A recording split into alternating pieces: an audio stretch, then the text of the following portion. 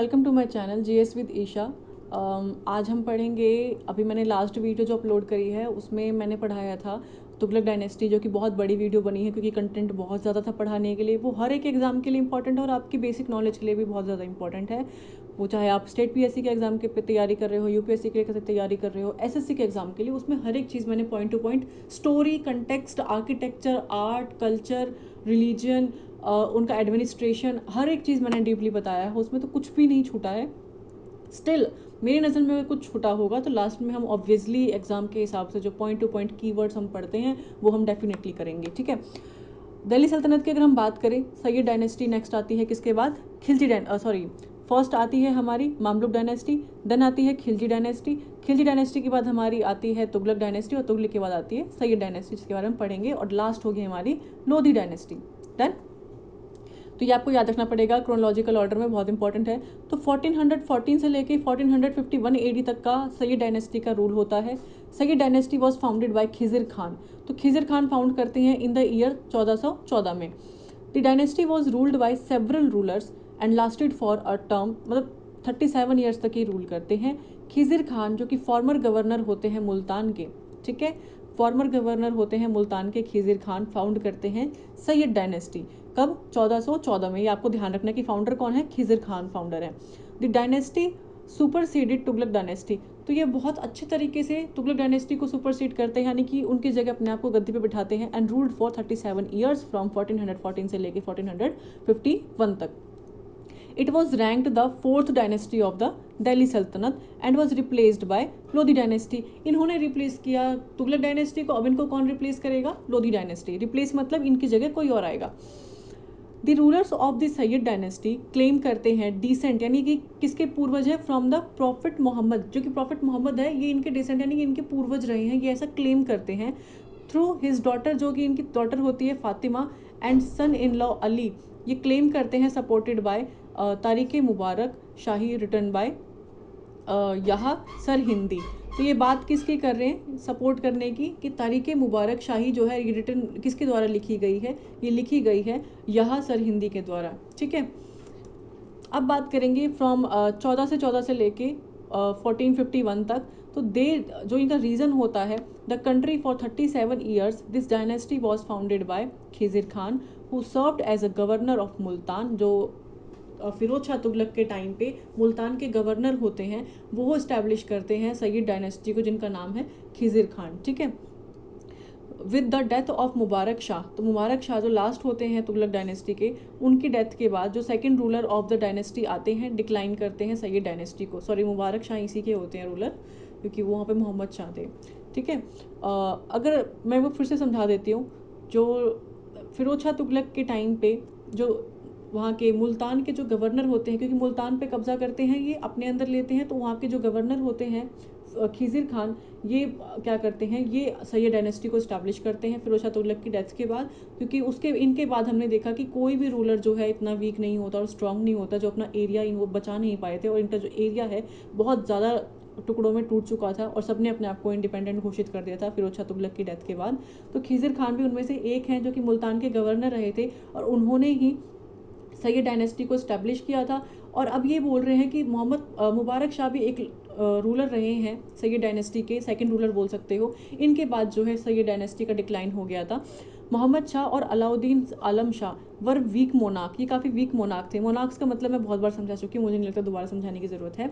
Who ultimately were replaced by Bahlul Lodhi. इसके बाद Lodhi dynasty शुरू हो जाती है। बहलुल लोधी जो है इन्वेट करते हैं दिल्ली में, और हामिद खान, ये दोनों जो है इन्वेट करते हैं दिल्ली में। दी सैयद वज़ीर होते हैं, had joint hands with Lodhi dynasty. तो ये क्या करते हैं हामिद खान, ये लोधी के साथ जो है सैयद वज़ीर होते हैं हामिद खान, यानी वज़ीर मतलब पीएम होते हैं सैयद डायनेस्टी के, ये हैंड मिला लेते हैं लोधी डायनेस्टी के साथ with the help of end कर देते हैं सैयद डायनेस्टी का by putting him on the throne of Delhi सल्तनत। समझ में आ गया आपको पूरी स्टोरी? कि जो हामिद खान है वो सैयद वज़ीर होते हैं, सैयद डायनेस्टी के वज़ीर होते हैं। ये लोधी के साथ यानी बहलुल लोधी के साथ हाथ मिला लेते हैं और सैयद डायनेस्टी को ये एंड करवा देते हैं और थ्रोन पे बिठा देते हैं किसको? बहलुल लोधी को। तो पहले जो फाउंडर रहे हैं सैयद डायनेस्टी के खिजिर खान, हम इनके बारे में बात करेंगे, जिनका टाइम पीरियड है 1414 से लेकर 1421 तक। who founded the Sayyid dynasty and took over as the first ruler in 1414. Originally didn't take the title of सुल्तान, इन्होंने कभी टाइटल नहीं लिया खिज़िर खान ने सुल्तान का, एंड कंटिन्यू किया अपना रैयत आला और वेजल ऑफ तिमूरिड्स। तो रैयत आला ही बन के रहे ये, इन्होंने कभी भी टाइटल नहीं लिया सुल्तान का। तो रैयत आला किसको बोला गया है, तो खिज़िर खान को बोला गया है। ही अपॉइंटेड मलिक उस शरक मलिक तूफ़ा एज द वज़ीर ऑफ हिज कोर्ट। अगेन वज़ीर मतलब पीएम, किसको अपॉइंट किया इन्होंने, मलिक उस शरक मलिक तोहफ़ा, ये पूरा नाम है, इनको एज अ वज़ीर इन्होंने अपॉइंट किया अपने कोर्ट में। एंड उनको ये टाइटल देते हैं खिज़िर खान, किसको, इनको टाइटल देते हैं किसका, ताजुल मुल्क का। तो ताजुल मुल्क का टाइटल किसको देते हैं खिज़िर खान, वो देते हैं मलिक उस शरक मलिक तूफ़ा को, जो कि वज़ीर होते हैं इनके कोर्ट के। क्लियर हो गया। विद हिज हेल्प, इनकी मदद से खिज़िर खां अपोज करते हैं रेबिलियंस को ऑफ हर सिंह, जो कि राजा होते हैं कतेहर के। ठीक है। तकरीखे मुबारक शाही, इनके नाम इतने बड़े होते हैं ना। Tarikh-e Mubarak Shahi by Yahya Sirhindi states that Khizr Khan was the descendant of the prophet of Islam. तो ये चीज़ हमें कहाँ से, देखिए तकरीखे मुबारक शाही लिखी है या सर हिंदी ने, इन्होंने बताया है कि खिज़िर खान जो हैं ये प्रॉफिट मोहम्मद जो है इस्लाम में उनके डिसेंडेंट है, यानी कि ये जो प्रॉफिट इस्लाम है ये इनके पूर्वज रहे हैं, किसके, खिज़िर खान के। ये हमें कौन बताता है, तो ये तकरीखे मुबारक शाही बताती है हमें, एक रिटन सोर्स है जिसने जो लिखा गया है किसके द्वारा, याहया सर हिंदी के द्वारा, उसमें पता चलता है हमें ये सब चीज़ें। क्लियर हो गया कॉन्टेक्स्ट में क्या बता रही हूँ। इनका जो बेटे थे Mubarak Khan took the throne after his death, किसके, खिज़िर खान के बेटे हैं Mubarak Khan. He ruled from 1414 से लेके 1421 तक, और and was succeeded by Mubarak Shah. किसकी बात हो रही है, ही कौन है, खिज़िर खान है, इनका रूलिंग टाइम ये होता है, और ये सक्सीड किसके द्वारा कर ले जाते हैं, अपने बेटे के द्वारा, मुबारक शाह के द्वारा। फिर ये रिसीव करते हैं टाइटल जिसका नाम है ताजुल मुल्क। इन 1421 ये मर जाते हैं। ठीक है। मुबारक शाह की हम बात करें तो took over the throne in 1421 with a vision of expanding the empire. तो मुबारक शाह जो है ये थ्रोन पे बैठ जाते हैं 1421 में, और अपना एक्सपेंड करते हैं, अपना मतलब एक विजन लेकर आते हैं कि वो अपना एम्पायर एक्सपेंड करेंगे, लेकिन ये बहुत ज़्यादा अपोजिशन फेस करते हैं, रिवोल्ट फेस करते हैं अपने ही नोबल्स के द्वारा। डिस्पाइट द अपोजिशन होने के बावजूद he was efficient ruler and retained his rule from, मतलब काफ़ी अपोज हुआ क्योंकि ये एक्सपेंड करना चाह रहे थे अपना एरिया, और काफ़ी ज़्यादा अपोजिशन होने के बाद भी, रिवोल्ट्स होने के बाद भी ये कंटिन्यू रूल करते हैं, कम से कम मैक्सिमम फॉर 10 ईयर्स, 10 साल से ज़्यादा ये रूल करते हैं, यानी कि 21 से लेकर 34 तक ये रूल करते हैं। अब इनके बारे में कुछ खासियत हम पढ़ते हैं। मुबारक शाह क्रश करते हैं लोकल चीफ को in the Doab regions and Khokhars. ठीक है। खोखर जो होते हैं इनको ये क्रश करते हैं, मतलब इनको जो ये इंडिपेंडेंट इन्होंने घोषित कर लिया था खुद को, अब ये इनको अपने अंडर दबा देते हैं। He is the first sultan, अब फर्स्ट आ गया, यह लाइन आपको याद रखनी है कि पहले सुल्तान रूलर हैं जो अपॉइंट करते हैं हिंदू नोबल्स। अब तक हमने देखा सारी डायनेस्टीज़ में कि ये हिंदूज़ के साथ मतलब बहुत ही गंदा ट्रीट करते थे, लेकिन सैयद डायनेस्टी के जो दूसरे रूलर थे मुबारक शाह, ये हिंदू नॉवेल्स रखते हैं अपने कोर्ट में। ठीक है। अपॉइंट करते हैं। He constructed Mubarakabad city on the bank of river Jamuna, यानी कि यमुना रिवर के पास मुबारकाबाद सिटी कौन स्टैब्लिश करता है, कंस्ट्रक्ट करता है, वो है मुबारक शाह, जो कि सैयद डायनेस्टी से हैं। मोहम्मद शाह मुबारक Neiphiu succeeded him.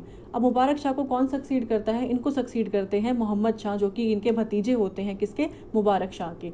The nobles were displeased with him since he collected revenue from them. अब जो हिंदू नॉवेल्स थे ये इनके लिए डिस्प्लीज करते थे क्योंकि ये जो है उनसे रिवेन्यू लेते थे। मुबारकाबाद जो सिटी बनाई थी यमुना रिवर के बाद, तो मुबारक शाह ने बिल्ड करी थी during his reign on the bank of river Yamuna. Mubarak Shah जो थे वॉज असैसिनेटेड, इनको असैसिनेट कर लिया गया इन 1434 CE में, and personally planned the architecture of his tomb. इन्होंने अपने ही टॉम्ब का, जो कि मुबारक शाह टॉम्ब है, इन्होंने खुद ही आर्किटेक्चर किया था उसका, किसने, मुबारक शाह ने, तो इनके नाम से टॉम्ब भी बनाया हुआ है।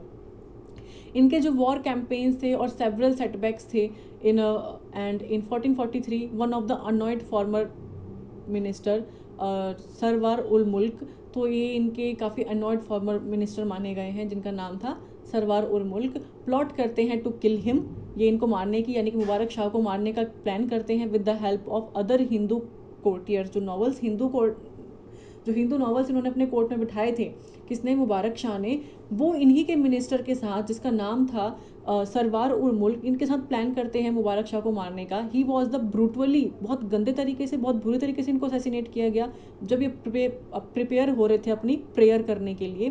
तो मोहम्मद शाह जो कि the son of his brother, यानी कि इनके भतीजे थे, इनके भाई के बेटे थे मुबारक शाह के, वॉज एंथ्रोन्ड, वो गद्दी पे बैठ जाते हैं since Mubarak Shah didn't have a son, क्योंकि मुबारक शाह के खुद के कोई बेटे नहीं होते, तो उनके जो बड़े भाई के बेटे होते हैं वो यानी कि मोहम्मद शाह, वो बैठ जाते हैं गद्दी पे।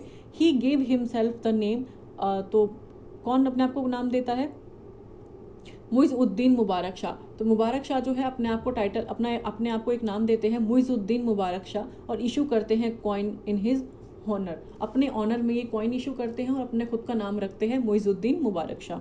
डन। तो अब हम पढ़ेंगे मोहम्मद शाह के बारे में जो कि मुबारक शाह के भतीजे हैं। ठीक है।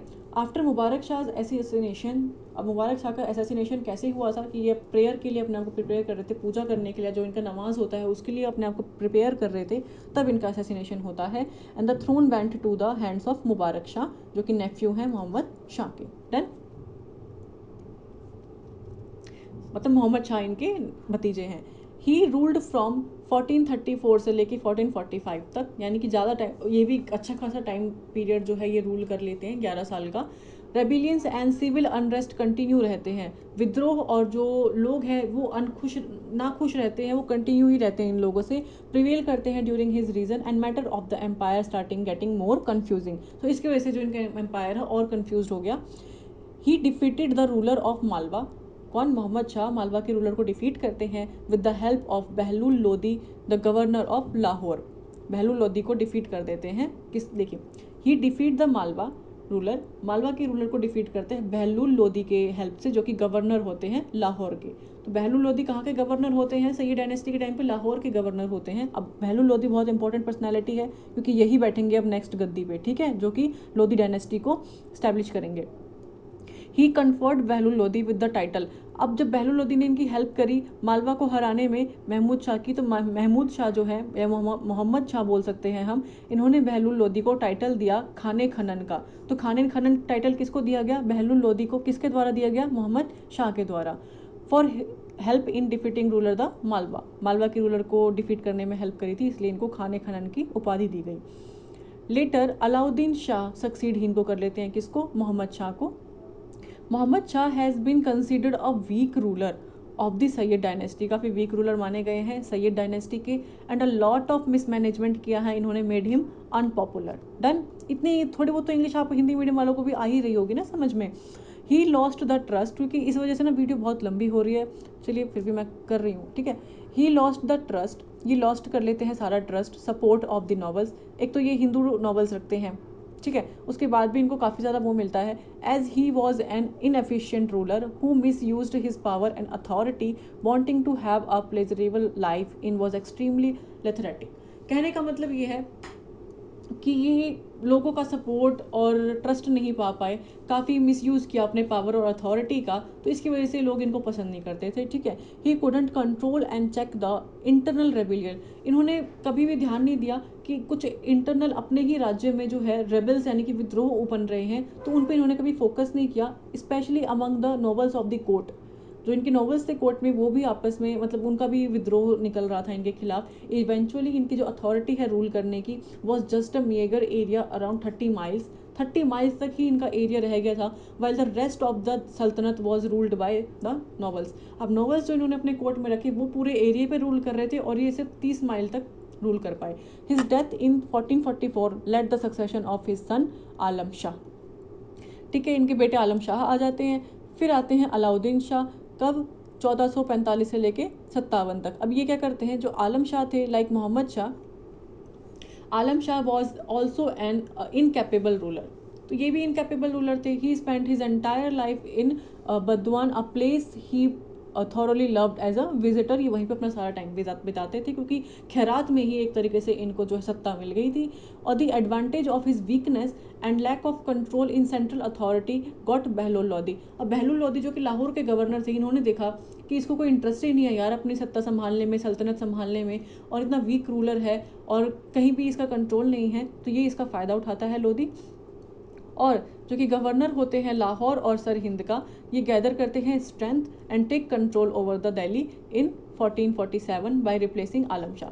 आलम शाह को ये हटा देते हैं और Alam Shah stayed in and ruled Badaun, मतलब वो वहीं रह जाते हैं जो जहाँ पे इनको एज अ विजिटर पसंद था रहना, Badaun, till 1478 and his death marked to the end of Sayyid dynasty. तो क्लियर हो गया सैयद डायनेस्टी का एंड कैसे हुआ, उद्गम कैसे हुआ था। आर्किटेक्चर अचीवमेंट की अगर हम इनकी बात करें सिर्फ और सिर्फ सैयद डायनेस्टी की, ठीक है, तो Sayyid dynasty was a period full of mismanagement and civil unrest रहा है, तो इसलिए ज़्यादा टाइम ये रूल कर नहीं पाए due to lack of resources बहुत कम थे और the rulers couldn't build many building. Resources कम है तो आप कंस्ट्रक्शन भी नहीं कर पाओगे, आप बिल्डिंग्स भी नहीं बना पाओगे, और काफ़ी लो क्वालिटी का इनका काम रहता था, जो भी बनते थे वो भी बहुत लो क्वालिटी के बनते थे। एज अ रिजल्ट, ये रिजल्ट क्या निकला, they fell prey to destruction as the ruling of Delhi Saltanat changed. तो इसकी वजह से डिस्ट्रक्शन हुआ इनकी रूलिंग का और सल्तनत चेंज हुई और लोधी डायनेस्टी आई। Some of the buildings and cities built during this time area, जो कि सिटी ऑफ मुबारकबाद हम बात करें, मुबारक शाह ने बनवाया था, was built bye Mubarak Shah. तो मुबारकबाद सिटी किसके द्वारा बनाई गई थी, मुबारक शाह, जो कि सैयद डायनेस्टी के रूलर थे। During his reign he was founded in 1433 on the bank of Yamuna. ये आपको ध्यान रखना है कि मुबारकबाद यमुना सिटी के बैंक ऑफ यमुना रिवर बनाई गई थी, ठीक है, किसके द्वारा, मुबारक शाह के द्वारा। किससे रिलेटेड है, सैयद डायनेस्टी से, बस इतना ध्यान रखना है। City of Khizrabad during his short term rule, Khizr Khan ने भी बनाया था। देखा आपको सारे के सारे ना रूलर के नाम से ही सिटी बनाई गई है, ईजिली रहेगा आपको याद करने के। Found the city of Khizrabad, it was built also the bank of river Yamuna in 1440 में, ठीक है, ध्यान रहेगा। फिर टॉम बनाया किसका, सुल्तान मुबारक शाह का। आपने देखा था उन्होंने खुद अपना टॉम बनवाया था। Even though the architecture of the Sayyid dynasty are not praiseworthy, काफ़ी अच्छा आर्किटेक्चर इनका नहीं था। The tomb of Mubarak Shah is an exception. ये एक्सेप्शन क्यों रहा, क्योंकि इनका जो मुबारक शाह का टॉम था, इसका आर्किटेक्चर इन्होंने खुद किया था कि मैं जब मरूंगा तो मेरा जो टॉम है वो इस तरीके से बनना चाहिए। It's one of the most acquired architectural design in this dynasty, सबसे डिफरेंट था। It has one of a kind of octagonal shaped. अगर पूछा गया ना एग्जाम में कि ऑक्टागोनल शेप का कोर्टयार्ड किसके उसका टॉम बनाया हुआ है, तो मुबारक शाह का बनाया हुआ है, आपको ध्यान रखना है, जो कि इसने खुद आर्किटेक्चर यानी खुद डिज़ाइन किया था। It's unique plan has got the attention of several people across the country. तो काफ़ी यूनिक है, आप कभी भी जाके देख सकते हैं, वो लिटरली काफ़ी अच्छा है देखने में। टॉम्ब ऑफ मोहम्मद शाह की अगर हम बात करें, जो मोहम्मद शाह आए, a tomb of the third ruler of Sayyid dynasty was built in 1444। It is now located in the Lodhi garden. तो ये लोधी गार्डन में है मोहम्मद शाह का टॉम्ब, वो भी आप दिल्ली में होंगे तो आपने देखा होगा, ठीक है। सैयद डायनेस्टी के एडमिनिस्ट्रेशन को अगर हम फॉलो करते हैं, देखते हैं कि कैसी डायनेस्टी थी इनकी, तो एडमिनिस्ट्रेशन उन्होंने कैसे चलाया। तो Sayyid dynasty had a well planned administration, काफ़ी अच्छे से एडमिनिस्ट्रेशन चलाया इन्होंने। Procedure that was run by different ministers, ministers को अपॉइंट करना, नॉवेल्स में हिंदूज को मिलाना, ये काफ़ी अच्छी इनकी प्लानिंग थी, बट भले ही वो वर्क नहीं करी अच्छे से, ठीक है। तो सुल्तान जो था was the head of a state and had unrestricted power in all areas of state activity. तो सुल्तान की पता पावर हमें ऑब्वियसली सब में यही थी। नायब इन्होंने रखे थे, position comparable to that of sultan, तो सुल्तान से कंपेयर कर सकते थे आप इस पोजीशन को। वजीर इन्होंने अपने से ऊपर रखा था खिजिर खान ने, prime minister, and over saw the financial department देखते थे वजीर। तो देख रहे हैं आप, जो मेन अमीर देखे अगर हम तो वजीर ही था, अपने आप को कम इंपॉर्टेंस देके इन्होंने जो अपॉइंटमेंट की थी उनको इंपॉर्टेंस दी थी, जो कि अच्छी बात है। Sharia was used to make decision, तो सरिया का यूज़ किया था इन्होंने डिसीजन लेने के लिए। Non Muslims cases were added in accordance with their own religious laws. तो जो नॉन मुस्लिम्स केसेस होते थे वो डिसाइड करते थे अपने खुद के रिलीजियस लॉ के हिसाब से, मतलब मुस्लिम्स जो मुस्लिम लॉज आप कैसे किसी पे फॉलो कर सकते हो नॉन मुस्लिम्स पे भी, ठीक है, सॉरी उनकी खुद के रिलीजियस के हिसाब से, ठीक है, मतलब जो नॉन मुस्लिम्स थे उनके रिलीजियस के हिसाब से जो है उनके केसेस देखे जाते थे।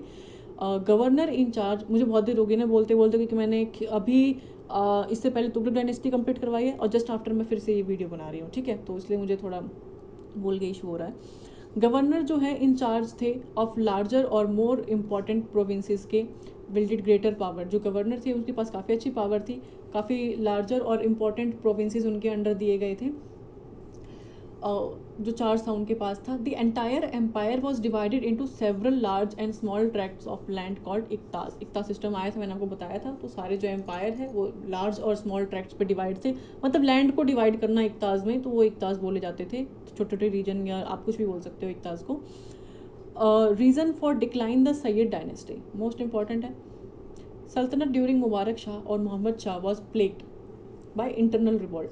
इंटरनल रिवॉल्ट हुए कहाँ पे? जौनपुर में, इटावा में, ग्वालियर और दोआब में और अदर प्रोविंसेस में। खुद के अगर आपका एरिया है उसी में रिवॉल्ट हो रहे हैं ना, तो आप ज़्यादा देर तक रूल कर नहीं सकते अगर आपने वो रिवॉल्ट सप्रेस नहीं किया तो। और इनका मेन जो वीकनेस थी वो यही थी कि इन्होंने इंटरनल जो रिवॉल्ट हो रहे थे उस पर ध्यान ही नहीं दिया। Mubarak Shah also broke ties with provincial kingdoms. इन्होंने भी जो इनके खुद के किंगडम्स थे उसके साथ टाइज जो है ब्रेक कर लिए थे after his ascension and declare no relationship with them. As a result, different revolts भी, इसके बाद क्या हुआ कि डिफरेंट रिवोल्ट्स भी होने लग गए out through out the provinces, north west area में, ठीक है, नॉर्थ ईस्ट एरिया में और मिडल एरिया में भी। Since the ruler of Sayyid dynasty were preoccupied with putting down these uprising, they were unable to pay attention to the governance and welfare of the people. बहुत सारे reasons थी, enable थे, मतलब इनका कहीं भी ध्यान था ही नहीं अपनी चीज़ों को रखने के लिए, लोगों का ध्यान नहीं था इन लोगों को, तो काफ़ी सारी चीज़ें थी। The Khokhar rebellion also led to the Sayyid dynasty's fall. जो खोलकर रेबिलियन हुआ था तो कहीं ना कहीं ये भी एक रीज़न था इनके डिक्लाइन का। एग्जाम में डिक्लाइन से क्वेश्चन बहुत आते हैं कि क्या क्या रीज़न रहे थे इस डायनेस्टी के डिक्लाइन में। The decline of Sayyids was further exacerbated by court intrigues and conspiracies। तो इनके डिक्लाइन हुआ भी इसलिए था क्योंकि काफ़ी ज़्यादा कॉन्स्पिरेसीज यानी प्लानिंग प्लॉटिंग हुई थी, इनके खुद के ही इंटरनल रिवॉल्ट्स चल रहे थे, तो इनके नोबल्स भी इनके खिलाफ होते जा रहे थे। उन्होंने लोदीज के साथ मिलकर इनको हरवाया था और इनकी युद्ध करवाई थी, तो ये इनका कहीं ना कहीं एक मेजर वीकनेस पॉइंट था। सक्सेसर रूलर्स जो आए, मोहम्मद शाह, अलाउद्दीन शाह, आलम शाह, ये बहुत ही वीक थे। ड्यूरिंग आलम शाह रीजन जो अफगान इन्फ्लुएंस था वो बढ़ गया था बहुत ज़्यादा, जो लास्ट रूलर थे।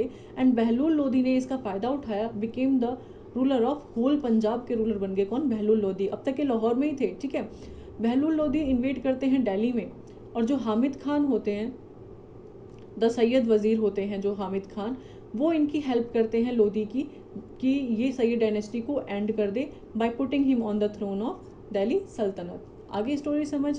अब हम पढ़ेंगे नेक्स्ट दिल्ली सल्तनत के बारे में, कोशिश करूँगी इस वीडियो में एंड कर दूँ। दिल्ली सल्तनत को हम देखें तो लोदी डायनेस्टी आती है नेक्स्ट, लास्ट डायनेस्टी है 1451 से लेके 5026 तक। तो ये लोदी डायनेस्टी बहुत लंबे समय तक नहीं चली, 51 से लेके 26 ऑलमोस्ट ये चली कम से कम भी 75 ईयर्स तक, ठीक है। The Lodi dynasty was an Afghan dynasty. चलो अब तक तुर्किश डायनेस्टी चलती आ रही थी, इससे पहले भी तुर्क्स इंडियंस थे, लेकिन जो लोदी डायनेस्टी है ये अफगान डायनेस्टी थी। दैट रूल्ड द दिल्ली सल्तनत फ्रॉम 1451 से लेके 1526 तक। It was the fifth and final dynasty of Delhi सल्तनत। क्लियर है? फाउंडेड बाय बहलुल खान लोदी, ये फाउंडर हैं। When he replaced the Sayyid dynasty, ये रिप्लेस करते हैं सैयद डायनेस्टी को। सैयद डायनेस्टी जो है, the dynasty ruled what is sometimes refer to as the first Indo Afghan empire. तो फर्स्ट इंडो अफगान एम्पायर किसको बोला गया है? तो वो लोधी डायनेस्टी को बोला गया है। Mark my words, is most important question for PSC exam और SSC exam. Rulers of Lodi की अगर हम बात करें कौन कौन से रहे हैं, तो there were 3 rulers of the Lodi dynasty. कौन थे? बहलुल लोदी, सिकंदर लोदी, इब्राहिम लोदी। ये 3 मेजर रूलर्स रहे हैं, इनके बारे में हम पढ़ेंगे। बहलुल लोदी फाउंडर जो हैं लोदी डायनेस्टी के, इन्होंने स्टैब्लिश किया था 1451 में। ये कैप्चर करते हैं थ्रोन। इससे पहले आप एरिया देख लीजिए, इनका एरिया इतना ही था लोदी डायनेस्टी का। कहाँ हमने देखा कि इतना एरिया एक्सपेंड हो गया था दिल्ली सल्तनत का, और करते करते करते करते इतना सा सिमट के रह गया। अब ये और वीक होंगे तो फिर मुगल्स को मौका मिलेगा इंडिया आके अपनी सत्ता, मुगल शासन जमाने का। ये कैप्चर करते हैं थ्रोन कब? अप्रैल में, 19 अप्रैल को 1451 में, with the title of Bahlul Shah Ghazi. तो बहलुल शाह गजी किसका टाइटल है? किसका है? बहलुल लोदी का। तो Lodi also who at that time was the governor of sir Hind under Alauddin Alam Syed dynasty के, इनके अंडर ये गवर्नर थे सर हिंद और लाहौर के, ठीक है। द कॉन्क्वेस्ट ऑफ जौनपुर, जब ये जौनपुर पे कॉन्क्वेस्ट करते हैं, आक्रमण करते हैं, was the most significant event during his reign. वो बहुत ही सिग्निफिकेंट इवेंट होता है। Bahlul spent most of his time fighting against the Sharqi dynasty. तो शर्की डायनेस्टी के ही साथ लड़ते हुए इनका मोस्ट टाइम चला गया बहलुल लोदी का, विच ही इवेंचुअली एनेक्स्ड। लेकिन बहुत ज़्यादा फाइट करने के बाद ये उसको एनेक्स कर लेते हैं, यानी कि अपने अंदर बना लेते हैं, उसको अपने अंदर, उस राज्य को अंदर रख लेते हैं, यानी कि हड़प लेते हैं। Bahlul Lodi gave jagir and high offices to Afghan nobles. तो जागीर और जो हाई ऑफिसेज होते थे इसने किसको दिए? अफगान। अब हिंदू नॉवेल्स हटा दिए गए हैं, अब अफगान्स को ही नॉवेल्स बनाया गया है इनके कोर्ट में। He treated them as a friends and considered him one of them. अपनी फैमिली की तरह ही इनको ट्रीट किया, अपने खुद के फ्रेंड्स की तरह इनको ट्रीट किया। और starting with only the control of region adjacent to Delhi, Delhi से ही इन्होंने अपना स्टार्ट किया रीजन, तब तक सिर्फ दिल्ली पे ही कंट्रोल था इनका। बहलुल एक्सटेंड करते हैं इफेक्टिव बाउंड्रीज, अपनी बाउंड्री बढ़ाते हैं of his empire to the borders of Bengal तक जाते हैं। अब आप देख रहे हो बंगाल तक अपना एरिया बढ़ाते हैं। बहलुल लोदी कॉन्कर करते हैं पावरफुल किंगडम्स ऑफ मालवा और जौनपुर, जो कि दिल्ली सल्तनत से बाहर हो जाते हैं, इसको ये फिर अपने अंडर लेते हैं। Bahlul Lodi was a wise ruler, अच्छे रूलर थे। He never sat on the throne, throne पे कभी बैठे ही नहीं। And he used to sit on the carpet in front of the throne. अगर ये आपकी चेयर है, इस चेयर के आगे जो कारपेट रखा हुआ है, ये इस पे ना बैठ के हमेशा कारपेट पे बैठते थे, ठीक है।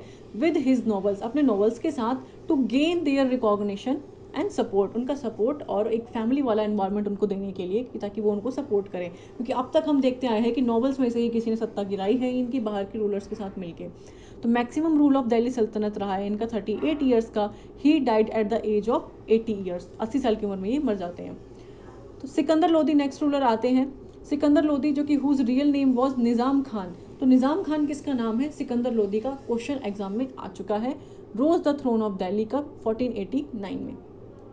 एडमिनिस्ट्रेट करते हैं अप टू कब? 1517 तक, काफ़ी लंबे टाइम तक ही रूल करते हैं Sikandar Lodi.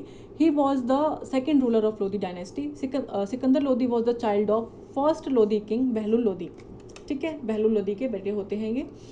After the passing of Bahlul Lodi की डेथ के बाद he turned into the sultan of Delhi Saltanat and assume the title of Sikandar Shah.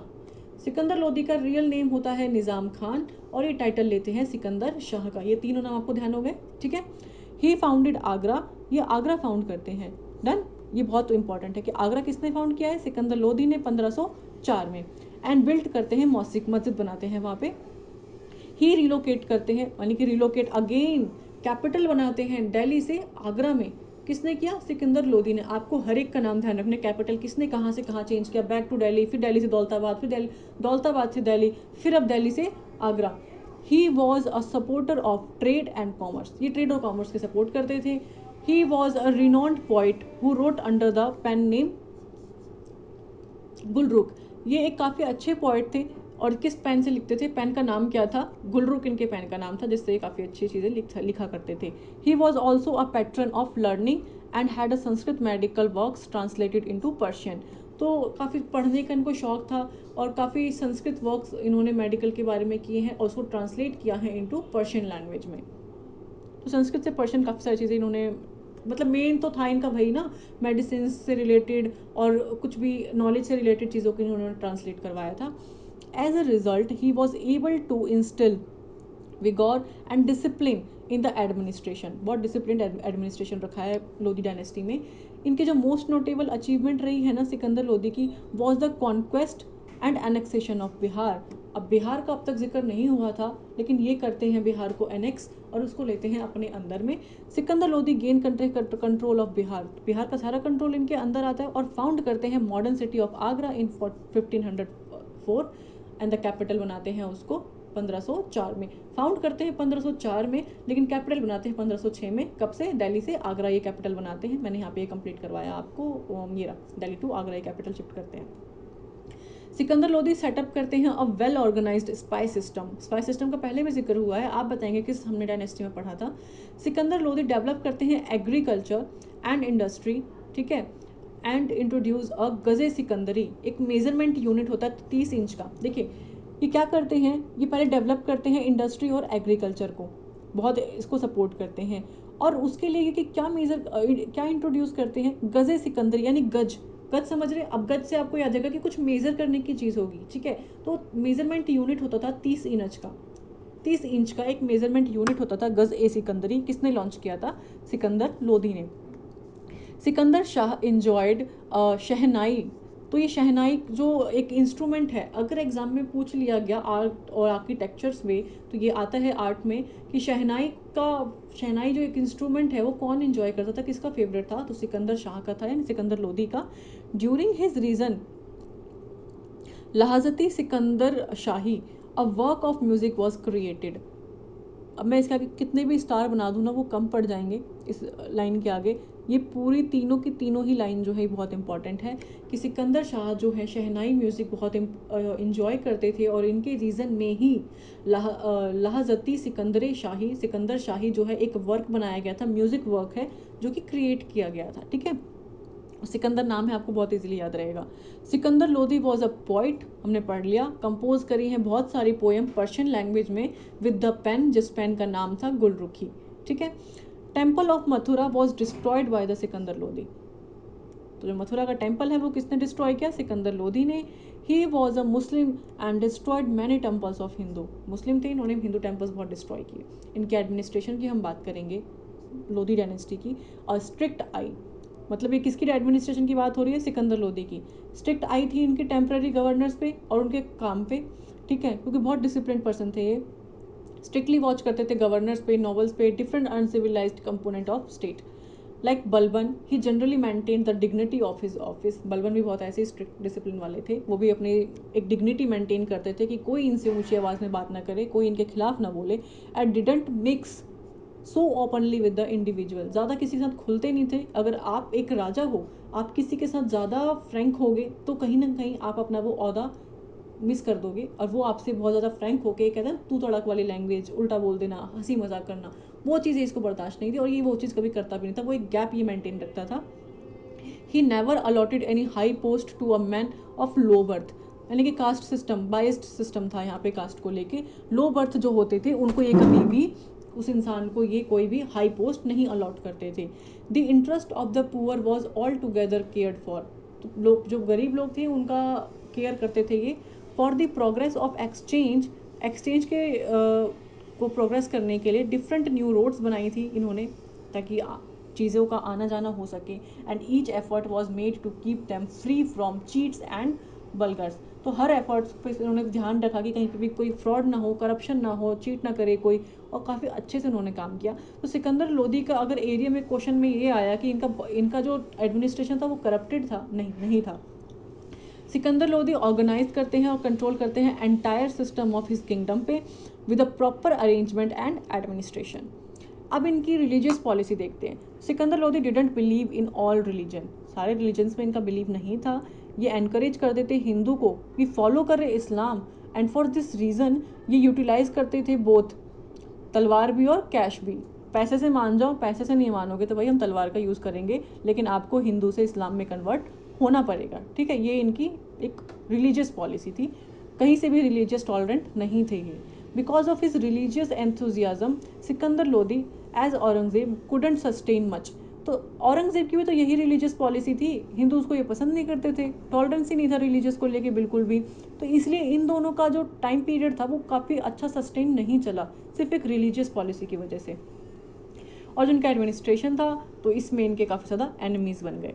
Sikandar Lodi मर जाते हैं 1517 में and was succeeded by his child Ibrahim Lodi. Next ruler आते हैं इब्राहिम लोदी। द लास्ट लोदी सल्तनत of sultan of Delhi was Ibrahim Lodi, जिनका टाइम पीरियड होता है 1517 से 26 तक का। एल्डेस्ट सन यानी बड़े बेटे होते हैं सिकंदर लोदी के। इब्राहिम लोदी मारते हैं जलाल खान को, जो कि ब्रदर और रूलर होते हैं जौनपुर के। ठीक है, इब्राहिम लोदी अटेम्प्ट करते हैं to enhance the royal authority, और ये क्या करते हैं, इनटॉलरेंट होते हैं और एडमेंट रूलर होते हैं। मतलब इनटॉलरेंट का मतलब हुआ कि इनसे चीज़ें बर्दाश्त नहीं होती थी, गुस्सैल आदमी थे। और Ibrahim Lodi was humiliated many nobles, जिस तरीके से सिकंदर लोदी ने एक फ्रैंक नेचर, एक अच्छा ओहदा दिया नोबल्स को, ये उनके साथ अच्छे से बिहेव नहीं करते थे। And killed some nobles cruelly, अपने ही नॉवल्स, अपने ही कोर्ट के लोगों को, अपने ही मुस्लिम यानी अफगान नॉवल्स को इन्होंने बहुत ही क्रूअल तरीके से मारा। और Ibrahim Lodi was also treated his son Dilwar Khan Lodi very cruel, और अपने खुद के बेटे को ही ये अच्छे से ट्रीट नहीं करते थे। ठीक है, इब्राहिम फेस न्यूमेरस रेबिलियन, काफ़ी विद्रोह इन्होंने फेस किया। And kept the opposition at bay for nearly a decade, कम से कम 10 साल तक इनको अपोजिशन फेस करना पड़ा था। For the majority of his reign he was at war with the Afghans, Afghans के साथ ये वॉर में थे, and the Mughals empire, and he died trying to save the Lodhi dynasty from annihilation. तो ये लोधी डायनेस्टी को सेव करते करते हार गए, किससे? मुगल्स से। And the battle field of Khatauli battle fought in 1518 Rana Sanga versus Ibrahim Lodhi. तो इब्राहिम लोधी इसमें डिफीट हो जाते हैं। कहाँ पे होती है बैटल फील्ड में?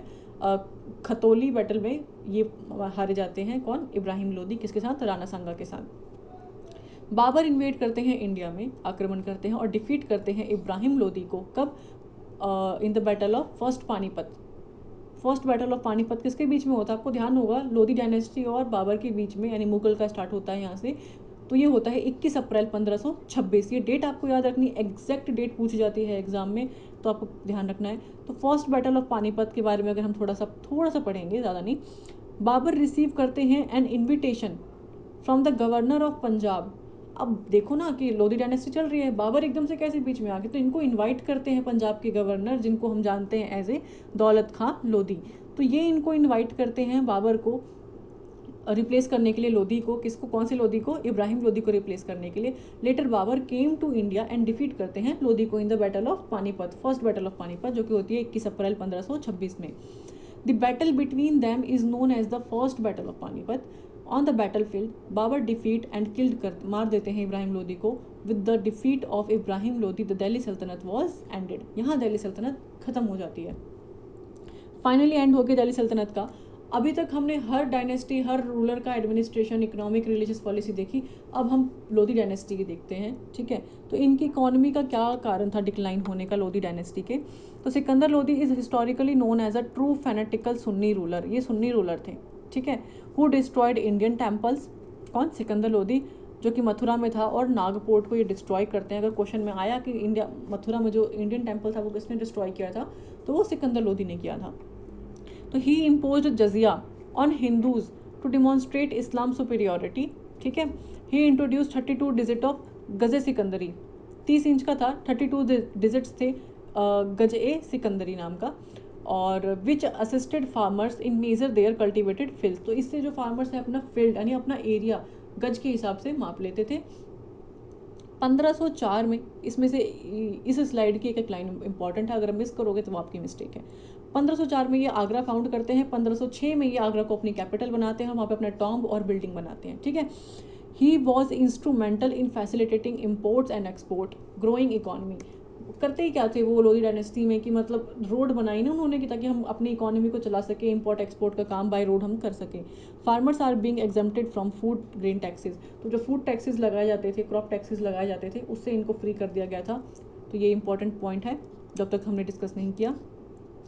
एजुकेशन प्रमोशन सिकंदर जो एजुकेशन प्रमोशन करते थे Sikandar was a staunch Sunni ruler who lacked religious tolerance. तो बहुत ही लैक था, रिलीजियस टॉलरेंस इनमें बिल्कुल था ही नहीं। ये इसकी अगर आप चाहो तो मैं क्लियर कर दे रही हूँ कि आप इसका वो ले लेना, एसएस बता रही हूँ क्योंकि बहुत इंपॉर्टेंट है। नहीं करोगे वो फिर आपके लिए नुकसान है। एक सेकेंड, ये काम क्यों नहीं कर रहा है? टाइम, ठीक है। अब क्लियर हो गया, अब ज़्यादा मिस नहीं होगा आप लोगों के लिए, तो ये आप कर लेना अपने आप से, ठीक है। नेक्स्ट चलते हैं, ख़त्म करते हैं इसी वीडियो में हम सब कुछ। रिलीजन और आर्किटेक्चर की बात करेंगे लोधी डायनेस्टी की। अभी सिर्फ लोधी डायनेस्टी की बात चल रही है। तो Lodhi Muslim subjects were required to pay the zakat tax for religious merit. तो जो लोधी में जो मुस्लिम्स थे उनको कहा गया था कि आप ज़कत टैक्स पे करोगे, जो कि एक रिलीजियस मेरिट था। While non Muslims were required to pay jizya tax. Non Muslims के लिए जजिया टैक्स था और मुस्लिम्स के लिए ज़कत टैक्स था, in order to receive the state protection. अगर आपको प्रोटेक्शन चाहिए तो आपको टैक्स देना पड़ेगा, ये था इनका हिसाब। Hindus were required to pay an additional pilgrimage tax in some parts of सल्तनत। पिलग्रिमेज टैक्स आप समझ रहे हो, आप अपने टेम्पल में जाने के लिए आपको टैक्स देना पड़ेगा, ये हिंदूज के लिए था।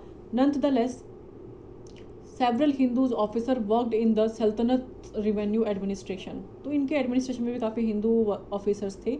Sikandar Lodhi whose mother was Hindu used strict Sunni orthodox to demonstrate his Islamic credentials as a political ploy. ये खुद एक हिंदू मदर थी इनकी, पर ये फिर भी जो स्ट्रिक्ट सुन्नी ऑर्थोडॉक्स थे, सुन्नी में ही बिलीव करते थे ये, और काफ़ी कट्टर इस्लाम रूल फॉलो करते थे ये। He destroyed Hindu temples and under ulama pleasures allowed the execution of Brahmins का एग्जीक्यूशन ये अलाउ करते हैं, who declared Hinduism to be a true as Islam. समझ में आ गया आपको? ही ऑल्सो प्रोहिबिटेड वुमन, औरतों को इन्होंने मुस्लिम सेंस यानी मजर्स यानी कि मस्जिद में जाने से इन्होंने प्रोहिबिट किया, जो कि बहुत गलत बात थी। He also establish sharia courts, इन्होंने शरिया कोर्ट्स स्टैब्लिश करे in several towns with a sizeable Muslim population के हिसाब से, अलाउइंग द काजी, तो हर कोर्ट में एक काजी बिठाया यानी कि एक जज बिठाया अप्लाई करने के लिए इस्लामिक लॉ, किस पे? बोथ मुस्लिम्स और नॉन मुस्लिम्स पे ये अपने इस्लामिक लॉज चलाना चाहते थे। तो ये इनकी एक प्लानिंग प्लॉटिंग थी कि हम कैसे हिंदुओं को भी इस्लाम में कन्वर्ट करें। द बारह गुम्बद, क्या नाम है? Bara Gumbad in Delhi is Lodhi garden, तो जो बारह गुम्बद है दिल्ली के लोधी गार्डन में, is believed to have the earliest construction, full dome है of any building in Delhi.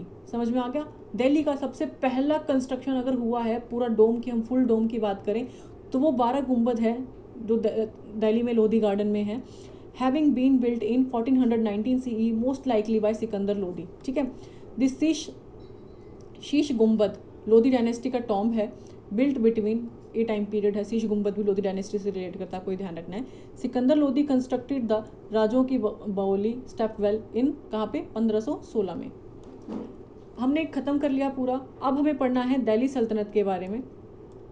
अब हम 5 स्लाइड्स और रह गई हैं, तो मुझे लगता है हमें कंप्लीट कर लेना चाहिए। ठीक है, जस्ट वेट। एडमिनिस्ट्रेशन, अब हमने सारी डायनेस्टी कंप्लीट कर ली। तो हमने पढ़ा क्या था? दिल्ली सल्तनत। दिल्ली सल्तनत की 5 डायनेस्टी कौन कौन सी?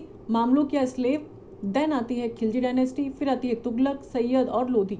हमने ये 5 कंप्लीट कर ली हैं। अब हम इनके एडमिनिस्ट्रेशन और दिल्ली सल्तनत के बारे में पढ़ेंगे कि दिल्ली सल्तनत का जो ओवरऑल एडमिनिस्ट्रेशन था उसके बारे में कुछ डिटेल्स दी हैं, वो मैं पढ़ती चली जाऊँगी। आप बाद में वीडियो स्टॉप करके स्लाइड बाय स्लाइड आप खुद भी रीड कर लेना। During the Delhi Sultanate of Delhi, all administration decisions were made in accordance with the Muslim laws. तो सारे एडमिनिस्ट्रेशन डिसीजन मुस्लिम लॉज के हिसाब से लिए गए, जिसको हम बोलते हैं शरीयत और इस्लामिक लॉ। ठीक है। The Saltanat was divided into इक्ताज, यानी कि रीजन्स में डिवाइड किए गए थे। The leader of the iqtas is known as, जो उस इक्ताज यानी उस रीजन के जो लीडर्स बनाए गए थे उनके सेवरल नाम रखे गए थे अलग अलग डायनेस्टी के हिसाब से, जिनको हम मुफ्ती, वाली, नाजिम, ये नाम रखे गए थे। तो अगर एग्जाम में पूछा गया कि मुफ्ती, वाली, नाजिम, द नाम जो है, ये टर्म है, ये किससे रिलेटेड है, तो ये लीडर्स जो थे इक्ता के रीजन के, उससे रिलेटेड है। ठीक है। The province were divided into 6 sections, each led by the shiqdar. तो प्रोविंस किसके द्वारा लेड किए जाते थे? शिकदार के द्वारा। पॉइंट है यहाँ पे, नोट कर लेना। With the main function of maintaining law and order, protect करने के लिए लोगों को फ्रॉम जमींदार के ऑपरेशन से, as well as the performing military duties. Clear हो गया?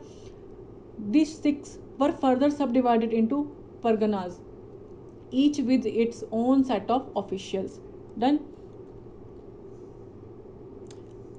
एक सेकेंड वेट करना, स्लाइड ऊपर नहीं हो रही। हाँ, हो गई। अब अगर हम बात करें इनकी, the state got 5 main types of revenue. तो इस स्टेट में क्या हुआ? 5 टाइप के रेवेन्यूज थे यहाँ पे अकॉर्डिंग टू द शरीयत लॉ। दीज वर उच्चार, खराज, जजिया, जाकत और खामाज। तो ये जो है मेन टाइप्स ऑफ रेवेन्यू थे, जिनके 5 नाम थे। 5 नाम आपको ध्यान रखने हैं। The sultan used to convene at least twice a week to hear complaints. तो सुल्तान जो होते थे ना, अपने कोर्ट में 2 दिन रखते थे कंप्लेंट्स सुनने के लिए अबाउट स्टेट ऑफिशियल्स के बारे में। तो क्या कहते थे? Qazi e Mumalik used to consult with the sultan on legal matters. तो एक काजी रखे गए थे जिनका नाम था काजी ए मुमालिक। हफ्ते में 2 बार ये एक कंप्लेंट रखने के लिए एक सभा बिठाते थे, जिसमें जो है काजी ए मलिक इनकी हेल्प करते थे, कंसल्ट करते थे सुल्तान की लीगल मैटर्स में, अपने ऑफिशियल्स की अगर कोई कंप्लेन है तो। द एडमिनिस्ट्रेशन जो था, सेंट्रल एडमिनिस्ट्रेशन ऑफ दिल्ली सल्तनत followed a very systematic and well planned administration procedure. ठीक है। सम इम्पोर्टेंट पोस्ट थी ड्यूरिंग द दिल्ली सल्तनत, सुल्तान, नायब, वजीर और दीवाने रियासत। अब इनके नाम देखते हैं। सुल्तान किसे बोलते हैं? सुल्तान हेड थे स्टेट के एंड अनरेस्ट्रिक्टेड पावर थी इनके पास, कोई इनको रोक नहीं सकता था अपने स्टेट को चलाने के लिए। सुल्तान हम उसे बोलते हैं। नायब का मतलब है एक पोजीशन जो कि कंपेयर कर सकते हो आप सुल्तान से। ठीक है, उनके बराबर की ही पोजीशन थी। वजीर जो है पीएम हुआ करते थे और जो फाइनेंशियल मैटर देखते थे, ठीक है, डिपार्टमेंट था जिनका फाइनेंशियल का, वो वजीर हो गए। दीवाने रिसालत जो अगर हम बात करें, डिपार्टमेंट ऑफ रिसालत ठीक है, यानी कि रिलीजियस अफेयर का डिपार्टमेंट हुआ करता था दीवाने रियासत। अर्ज़े ममुलिक जो है ये मैंने अभी पढ़ाया, ओवरसॉ करते थे आर्मी को। Each soldiers descriptive roll was kept in his office, और अगर ये कोई कंप्लेन लेके जाते तो हफ्ते में 2 दिन दरबार बिठाया जाता था कि ये जो है उनकी कंप्लेन और लीगल मैटर्स पे सुल्तान के साथ बात कर सकें। तो ये बहुत इंपॉर्टेंट एक ऑफिस है। The iqtadari were a distinct type of land distribution. जो इक्तदारी, आप ये नहीं बोल सकते कि बराबर लैंड बांटे जाते थे, नहीं, वो एक डिस्टिंक्ट अलग टाइप का लैंड डिस्ट्रीब्यूशन था और एडमिनिस्ट्रेशन सिस्टम था जो डेवलप करता था ड्यूरिंग द दिल्ली सल्तनत ऑफ इल्तुतमिश। तो इक्तदारी कौन लेके आया था, मैंने पूछा था स्टार्टिंग में, इल्तुतमिश के द्वारा आया था। ठीक है, the entire empire was divided into several large or small tracts of land called इक्ताज। बड़े एरिया ये छोटे एरियाज में डिवाइड कर जाते थे इक्ताज, और इनको हेड करते थे कौन, वो आप बताओगे कौन इनके लीडर हुआ करते थे। इकोनॉमी अंडर दिल्ली सल्तनत, देयर वॉज, अगर हम इनकी इकोनॉमी की बात करें तो there was a currency system.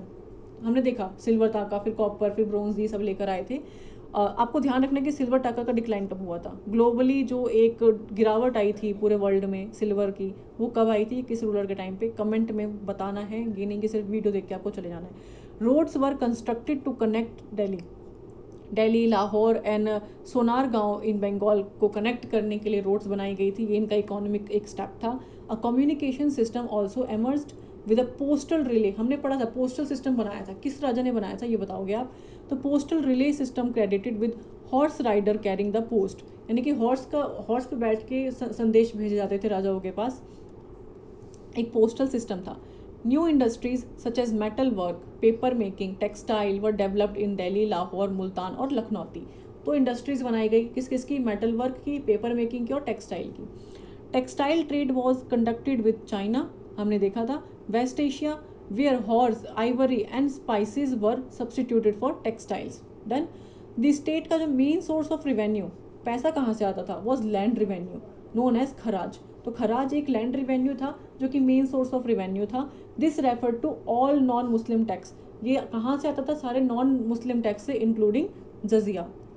समझ आ गई होगी बात। अलाउद्दीन खिलजी इंक्रीज करते हैं land tax from 1/6 to 1/2 of the gross produce. मैं यहाँ पे 5 स्टार बना रही हूँ, ठीक है, क्योंकि काफ़ी इंपॉर्टेंट है कि अलाउद्दीन खिलजी ने अपना लैंड टैक्स बढ़ाया था 1/6 से लेके 1/2।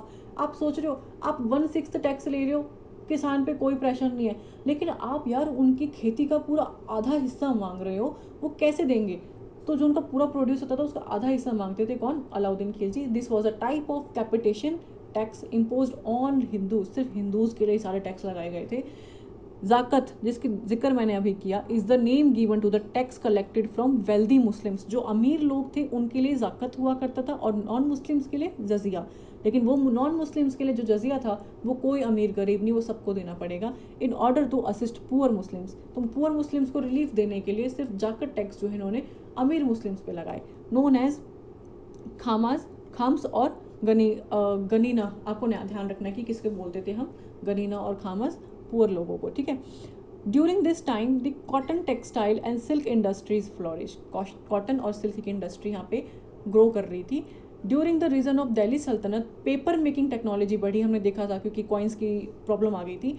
Developed by the Chinese and learned by the Arabs was introduce to India. Done. Art और architecture, last 2 slides. During the Delhi Saltanat Turks introduce the use of arch, ये आर्क्स का यूज़ करते थे, यानी कि डोम बनाने का, ये आर्क होता है ना, इसको डोम बनाते थे ये on a large scale in the architecture. तो ये आपको ध्यान रखना है। Arch and dome eliminated the need for a large number of pillars. Hindu temples हमेशा पिलर्स पे ही डिपेंड होते थे, पिलर्स बनाए जाते थे, ये डोम बनाते थे तो ये सारे पिलर्स की नीड ही नहीं पड़ती थी, समझ रहे हो। तो सपोर्ट करते थे जो रूफ को, allowing the construction of a large hall with a good visibility.